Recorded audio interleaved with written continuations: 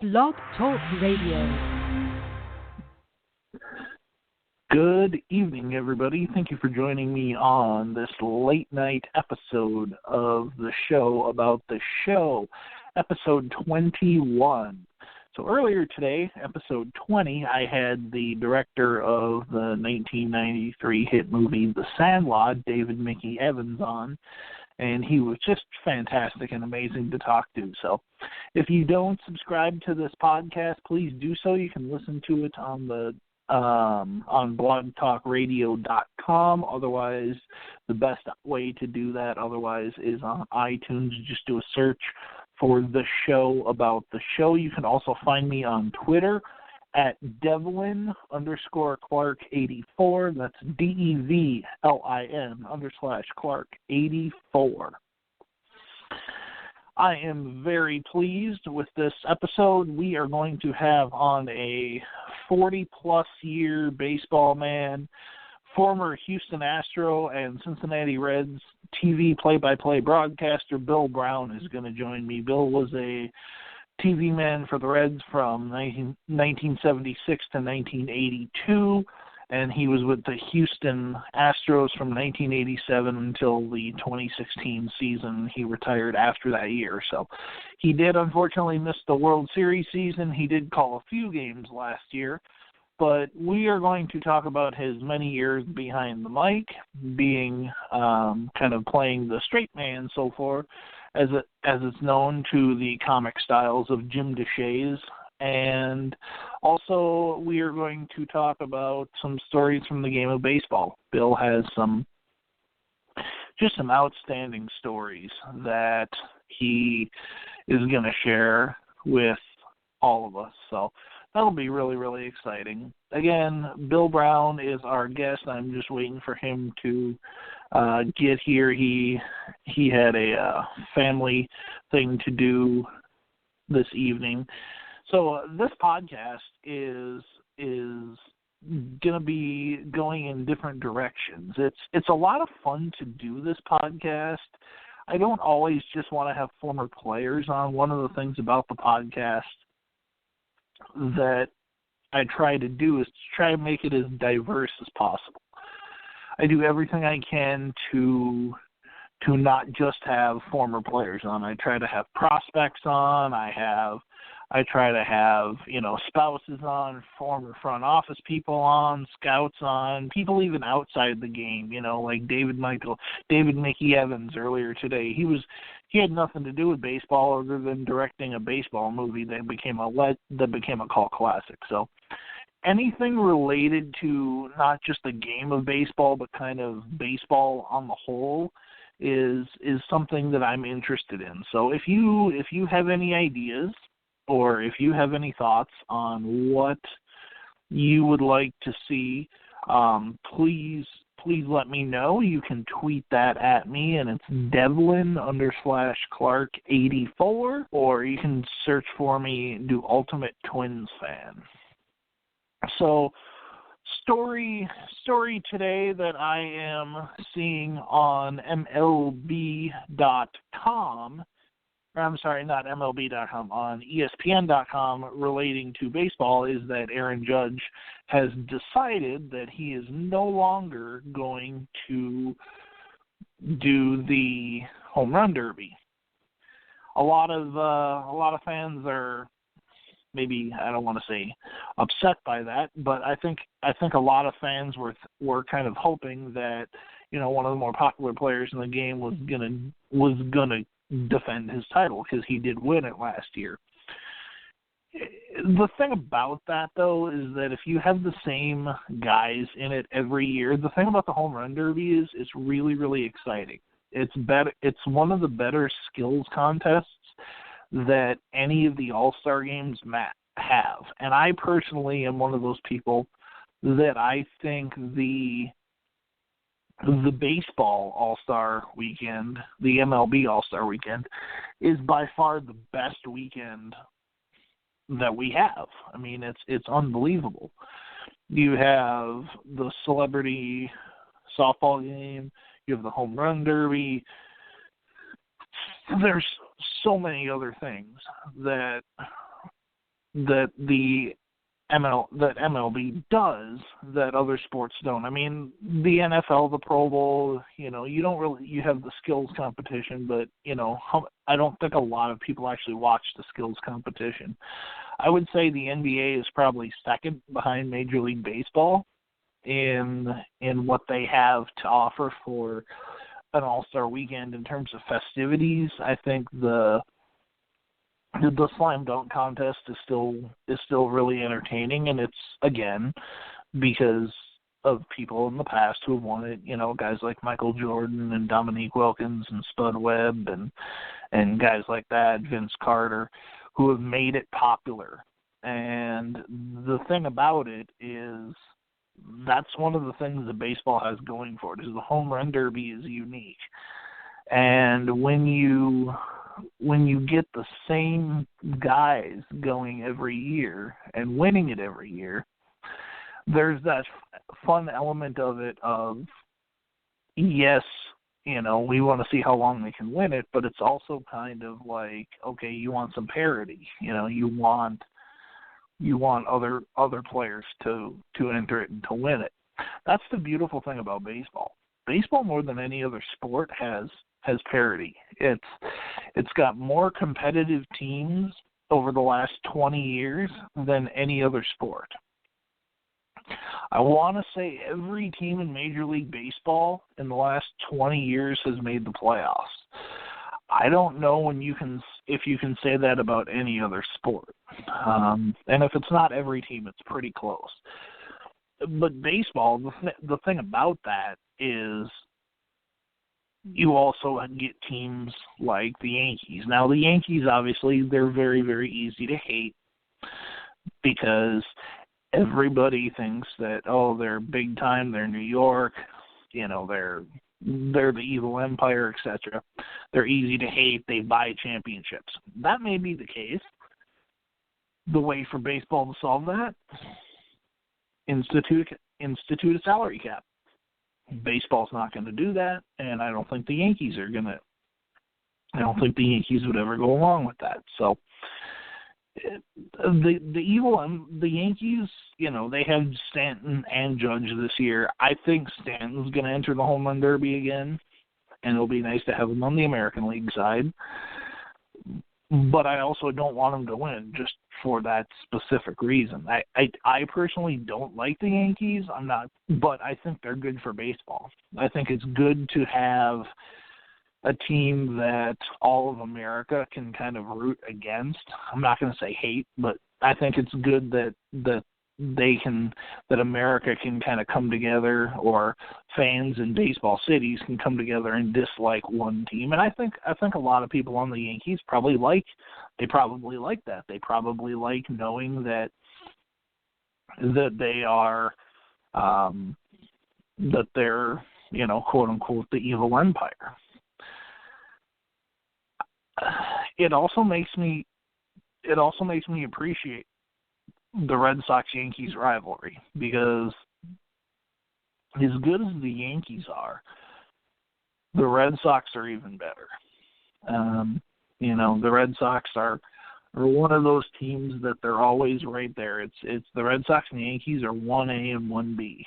And if the Yankees go out and make a move, the Red Sox go make a move. If the Red Sox make a move, the Yankees make a counter move. So it'll be interesting to see. I really didn't think that the Red Sox made a big, huge move this year in terms of competing with the Yankees getting Giancarlo Stanton, or I guess last year. But that might not. That doesn't mean that they're not going to win. I think if David Price is healthy, you're going to take David Price and Chris Sale over the top two Yankee starters, even if it's Tanaka and Severino or whoever it may be. So, but those games are going to be very, very, very high scoring games. There's not going to be a whole lot of 1-0 games in the Yankees Red Sox, and I don't think anybody wants there to be. I think it's good for baseball when the best rivalry in the game is high scoring. I mean, it would be nice if, you know, you have a pitcher's duel between Tanaka and Chris Sale and it's 1-0. But when you're in the sixth inning and it's, you know, 7-6 or 5 or 6-5 or whatever the case may be, and you know it's going to be at least another hour and a half before the game's over, the way the game's been going so far, you know, it can be a little long. So, but it's good for baseball. I personally am one of those people that when you think about the pace of play, I don't think baseball needs to be short.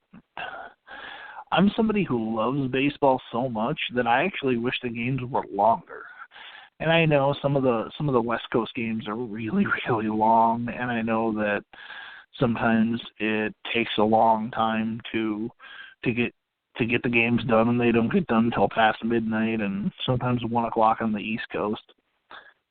But that doesn't mean you go change the game for everybody. I mean, just because you have East Coast and West Coast teams doesn't mean you change the game for everybody. Baseball is always kind of led by example, I feel like, and a lot of times, other than ever since Jackie Robinson broke the color barrier. After that, it's really led by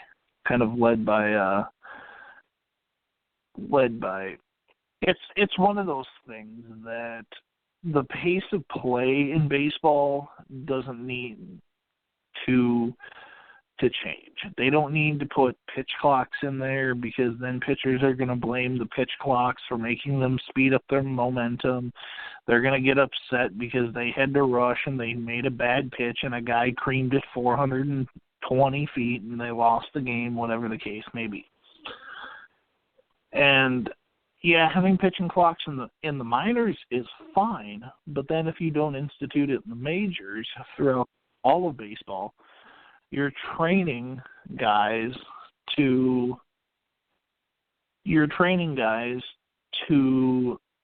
play the game one way when in fact it's being played a totally different way, a completely and utterly different way, in fact. So it's interesting. It's an interesting debate. I personally, like I said, I personally don't have a problem with the pace of play. Do I think batters need to step out of the box every few minutes? No. Do I think they need to, like somebody like Nomar Garciaparra, he had all of his hand motions and his adjusting the batting gloves and all that kind of stuff. Okay, that I can kind of see a little bit where it might be a problem. But everything else, no, I don't really see a problem for that. It's one of those things that you just kind of have to deal with. And it's one of those things that, so limiting the mound visits by the pitching coaches, that's not what takes a lot of time, in my opinion. What takes a lot of time, in my opinion, is some of the in-between stuff. Not stuff in the batter's box, but it's,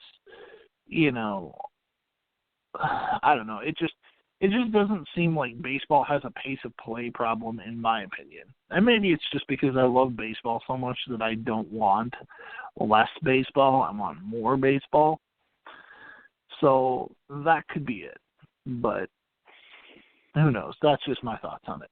I am still waiting for Bill. He is running a bit late. He did have some family obligations, so I'll give him another 5 minutes or so here, and then we might have to end this episode early and reschedule with Bill, which would not be a problem at all. We can totally do that. But just kind of wondering what everybody's thoughts are on it, and it's kind of one of those things that you really don't want to change the game unless you absolutely have to. And I don't think baseball has to change it. I think they want to change it, but I don't think they have to. And I think that's the difference is, they don't have to change it, but they are. So we're going to end this podcast a little early because I don't think Bill is coming. I think he's probably got caught up in his family issues. So we are going to have to reschedule with Bill. I want to thank everybody for this very much.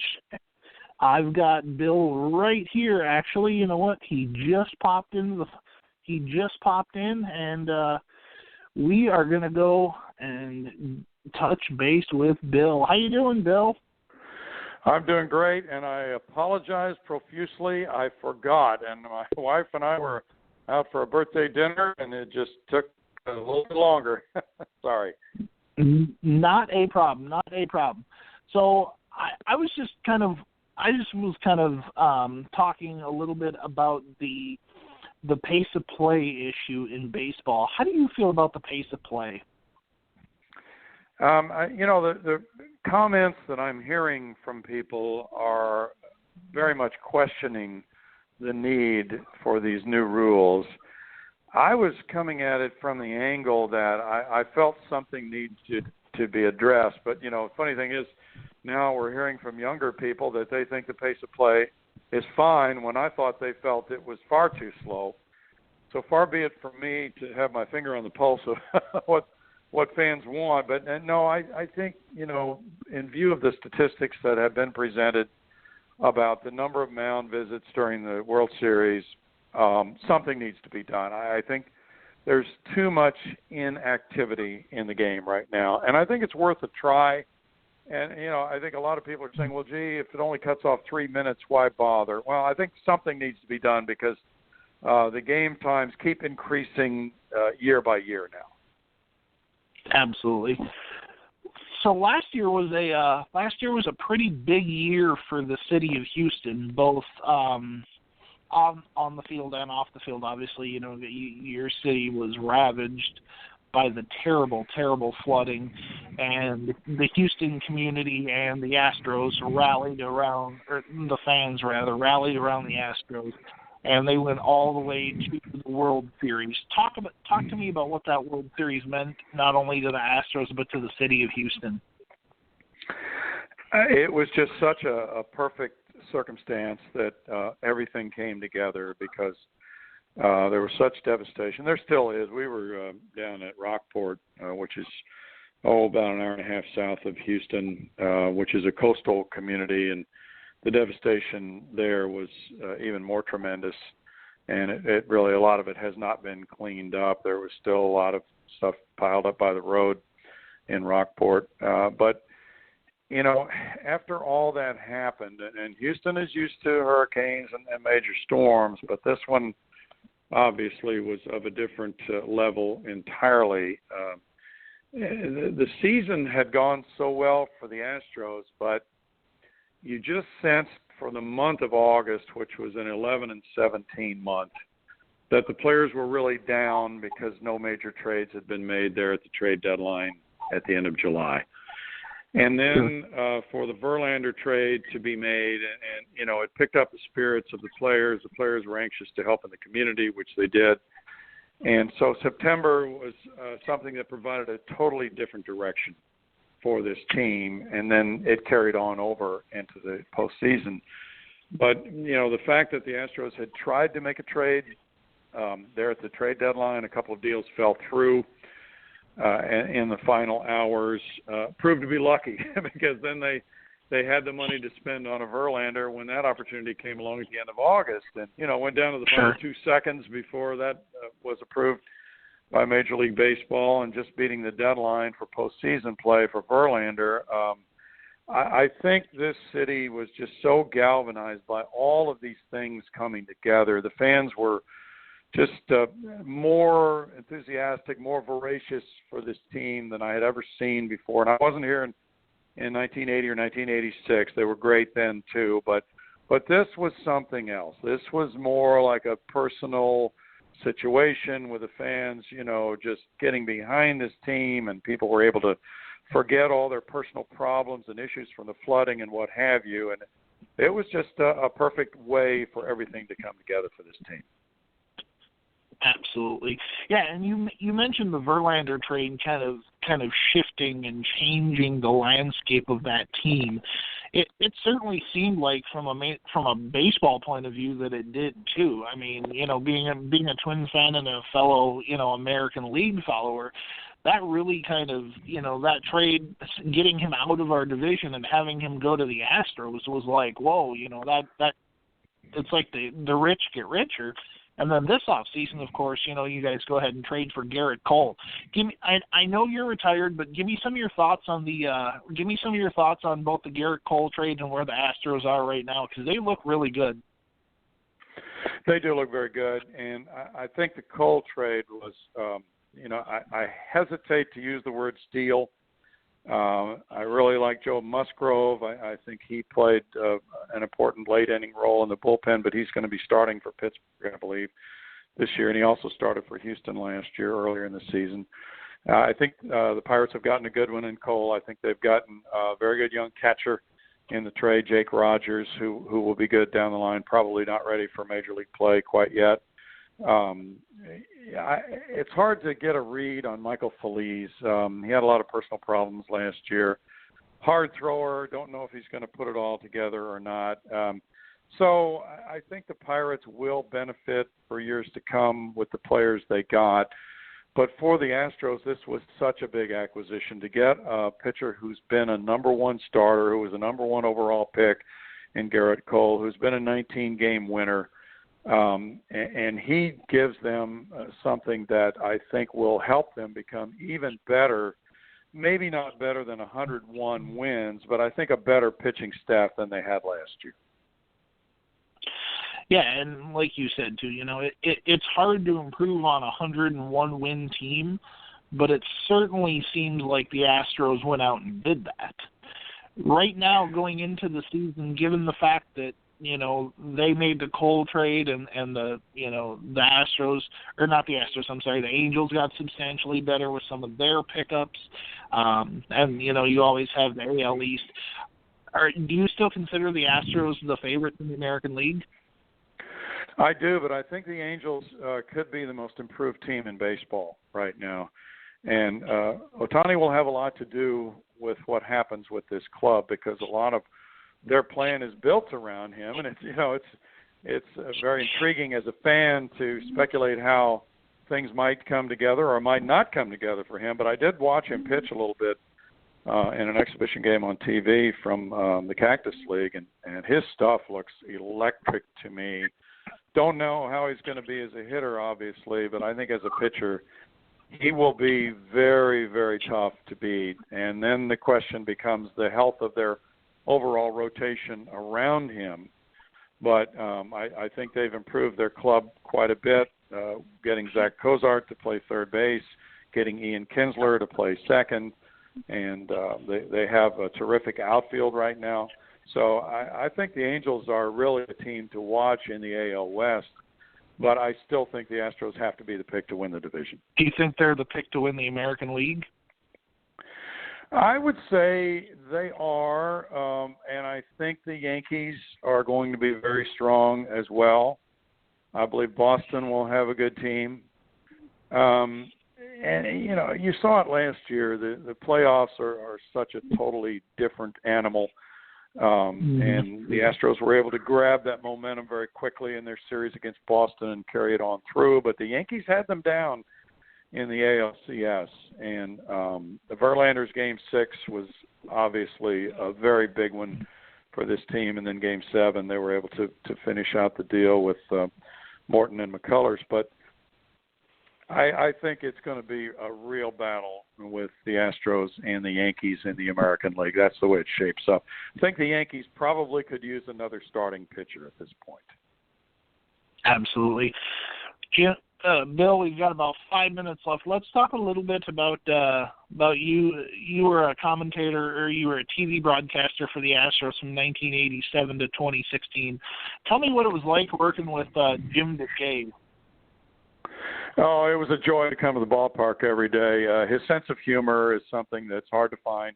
I don't think there's another broadcaster with his sense of humor, and I think he's very humble. He was a good pitcher, but it's never about him. He doesn't talk about what he did, but he He really, I think, analyzes what people are seeing on their TV sets. And he does it in such a way that he's insightful.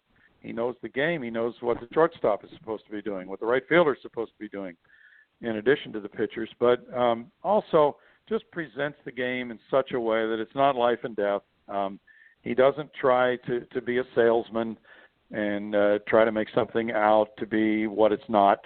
So I think he's just a perfect partner to have. You've been around the game in some capacity, mostly on the television side of it, since roughly 1976 or so. What's the best game you've ever seen pitched or played?